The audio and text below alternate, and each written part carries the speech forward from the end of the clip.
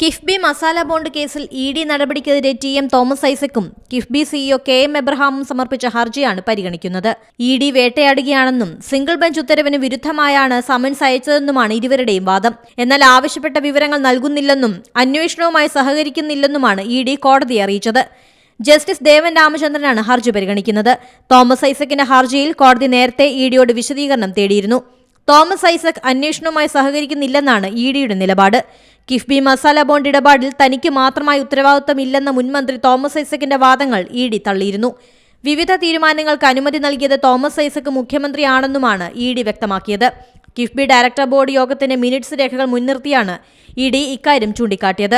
Foreign exchange management act ചട്ടലംഘനം ആരോപിക്കപ്പെടുന്ന KIIFB masala bond കേസിൽ Thomas ഐസക്കിന് 5ാം തവണയും ഇഡി നോട്ടീസ് അയച്ചിരുന്നു.